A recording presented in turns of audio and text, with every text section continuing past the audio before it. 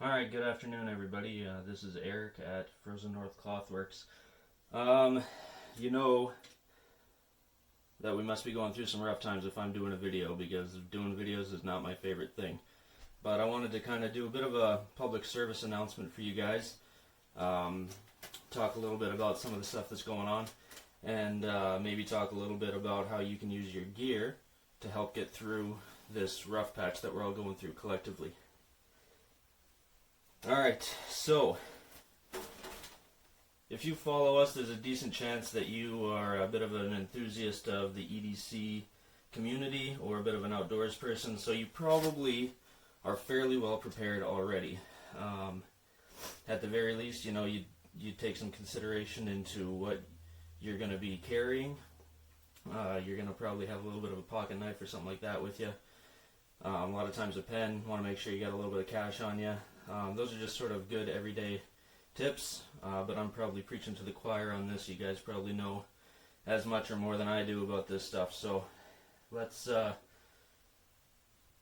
talk about what we can do in these sort of modern times with some of the gear that we have in our pockets. And obviously, considering, you know, we're Frozen North Clothworks, Laura and I wanted to talk about especially how you can use your hank to kind of keep yourself protected in ways that maybe you wouldn't have to do on an everyday basis. I'll apologize up front. I'm not the most comfortable talking on video. I'm not going to be, you know, as verbally interesting as Joe Rogan or whoever your favorite podcaster is, but I'm going to do my best for you guys here. And I hope you stick around for the whole video. I'm going to try and make it value added for you guys.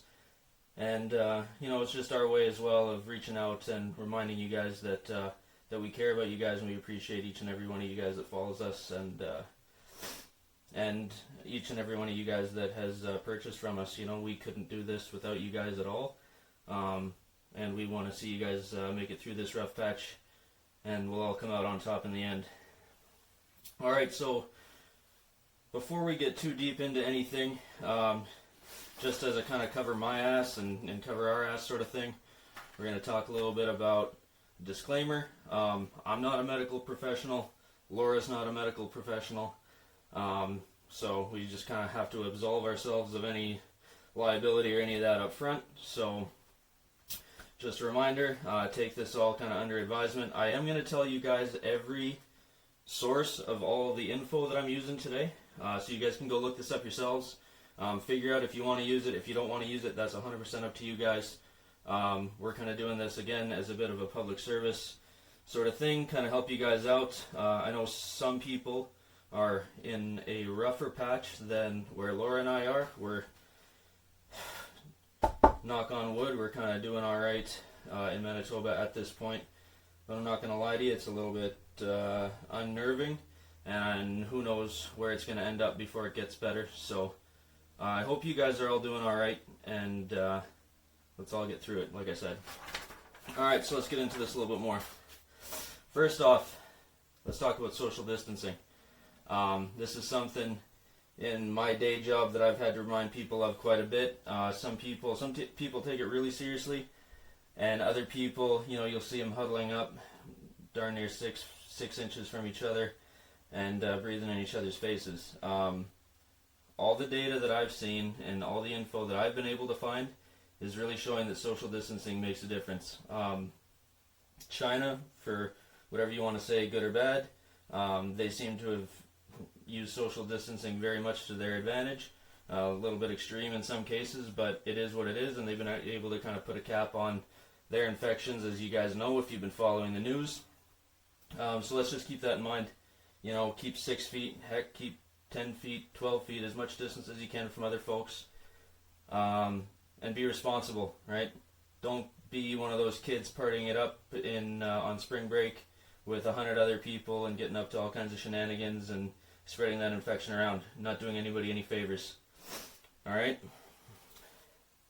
So, we're going to talk about homemade masks for a minute. Actually, that's what we're going to talk about for a little while.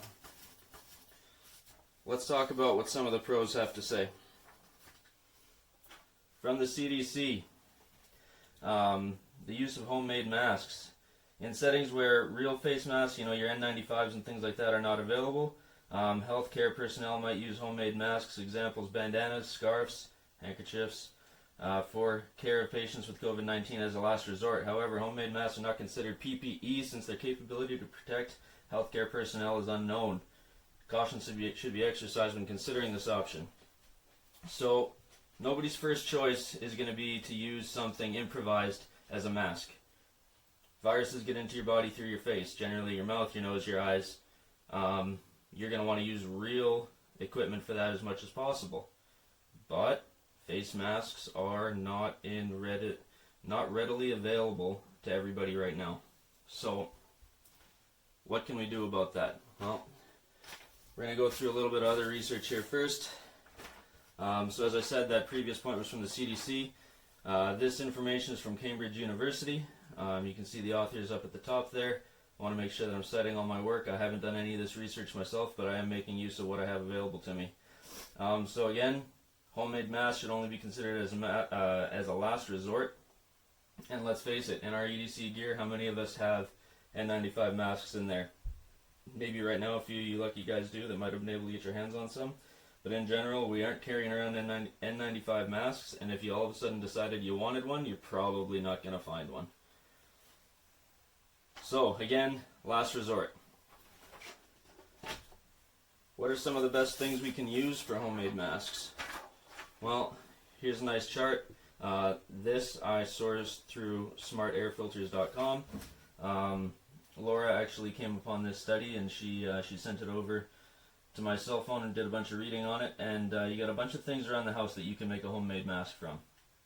Right? You got vacuum cleaner bags, dish towels, various cottons, pillowcases, linens, silk, scarves, all kinds of stuff that you figure, hey, what the hell, I could cover my face with this, right? Different materials are going to be effective to different extents. You've got things like your vacuum cleaner bags at the very top, which are 86% effective against filtering out a 0.02 micron particle, which I understand to be somewhere in the range of what a COVID-19 particle would be. And then you've got things all the way down to scarves, which are a little bit less effective at about a 49%. But let's face it, filtering something out at 49% is going to be a lot better than taking in everything. Alright? One of the most important things to consider as well when you're going to cover your face is, are you going to be able to breathe through it? If a mask is a 0% for difficulty of breathing through it, your things like your dish towel is 128% less breathable.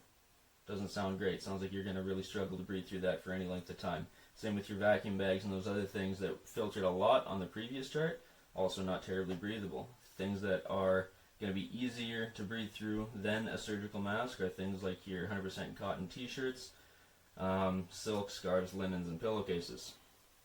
Alright, so obviously what I'm leading up to here is, can you use your handkerchief as a face mask?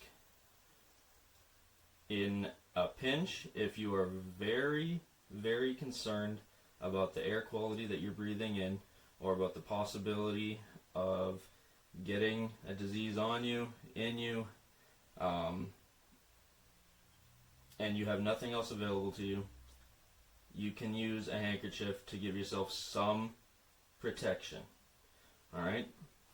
So, how would you go about doing that? Well, we'll move some of this stuff out of the way. Some of this stuff which is very important, and I'm sure you guys carry with you at the best of times, or maybe acquired very recently in order to make sure that you could stay protected. One of the best ways that I've figured that you can actually use a handkerchief to protect yourself is with the use of some grommets, just like these here. So again, you've got your beautiful handkerchief, maybe you got some custom embroidery on there. Again, there's no guarantees whatsoever about the amount of effectiveness this is going to have. The research that I showed you guys before shows it'll be somewhere between 50 and best case scenario, maybe 70% effective at filtering out particles. I'm kind of getting there by looking at what you have here. You have cotton blends and different things like that. Pillowcases that are kind of 57 to sort of 70%. Your handkerchief's going to be 2 layers of cotton, or possibly a layer of cotton and a layer of flannel. And it's going to provide some filtration. The other nice thing that it will do for you is it's going to keep your fingers off your face. If you're anything like most of us, you're touching your face all the time. You've probably been trying to get better over the last week or 2 or 3, but as humans, we touch our faces. Having something over top of your face, if you reach up to touch your face, you're going to run it right into your handkerchief. Not going to have to worry about it. So, what we got here is your regular handkerchief. It's got 4 grommets in it. And what that's going to let you do is allow you to kind of tie a string through it, like what I've done with this one here. And you can kind of wrap that around your head. So the way that I've done it as a bit of a practice, I haven't gone out of the house with this. I haven't found myself in a super high risk situation that I'm aware of. So that's another disclaimer, is I haven't done it as far as actually going out of the house. But if I found myself in a very high risk, if I run into somebody I all of a sudden find out immediately is infected for some silly reason, I'm probably going to strap this to my face. I'm not going to lie to you. So what I found is you wrap this around your neck, run these strings kind of around the back of your head, and then take the ends. This one's already tied because I kind of did a demo. You guys will see the picture right away. But then I tied this around the back of my head like that. You can kind of adjust the tension how you need to. And it actually, a full-size one, I will say, wraps around your face fairly nicely. Once you got it around there, tuck the edges in a little bit just to kind of provide that nice little pocket and sort of a better seal around your cheeks. And it's not too bad. Fairly breathable. And you can tell that your breath is not going in and out of the sides. It's actually going through the cloth itself. This would also come in handy in the unfortunate situation if you found yourself actually infected and for some reason you had to go out around some other people and you didn't have a proper mask for some reason. Maybe you're on your way to the hospital. Maybe you're on your way to get some sort of supplies for yourself that you absolutely need. Maybe you're trying to go to somebody else that needs more help than you do. But you strap this on your face. The other nice thing is it's going to keep your saliva, keep any droplets like that close to your own face and not spraying out into the world, infecting other people.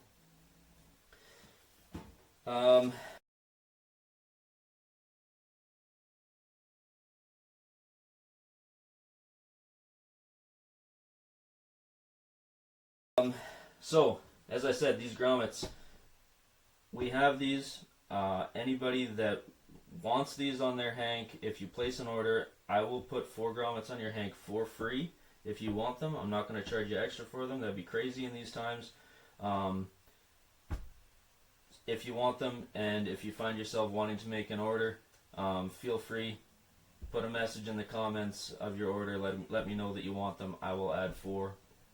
If you only want 2 or you only want them in some special spot that's not the corners, let me know. I can do that too. As I said, we'll do it. We're not going to charge extra for it. And that offer is good for as long as this pandemic lasts, that's for sure. Or until I run out of grommets, because I'm not sure I'll be able to restock once I run out, but I do have a decent supply right now. Alright, so you're going to say, well, Eric, that's all fine and good. You can put grommets on any hank that I order now, but what if I don't have grommets at home and I've already got some hanks and I want to use these in a emergency situation? Don't worry, it's easy as pie to do that too. All you got to do, take a handkerchief that you already have, like let's say this one here. Take a pocket knife, doesn't have to be anything fancy. I think all of us have at least something that's about as effective and capable as this Victorinox Cadet. All you gotta do, put some holes like so in the corner of your hank.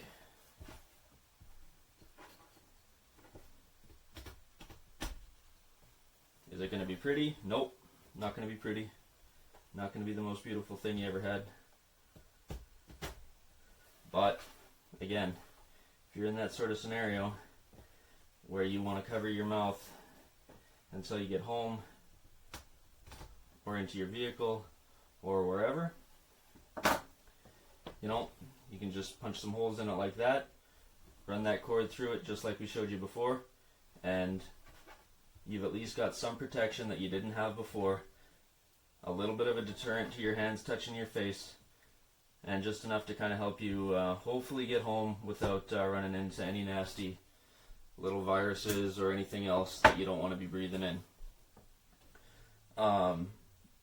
And do a little bit of searching online as well. I know there are various things that they've done in the past, throughout history, you know, some of the world wars and some of the things in the Middle East and that, where they got to protect themselves against a few other things. You know, you take cloth, take some rags, take a handkerchief, soak it in a few different types of liquids and things like that. I'm not going to tell you which ones because I haven't done enough reading on it myself, but I know there's some things you can do.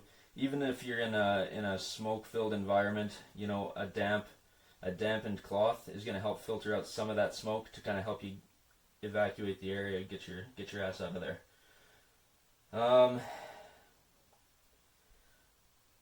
Alright, so there it is. Use grommets if you've got them, or if you want me to add them, let me know. If you got any orders coming in, let's make sure we're looking after each other out there. Stay safe. Laura and I over here at Frozen North Clothworks, we definitely care about you guys.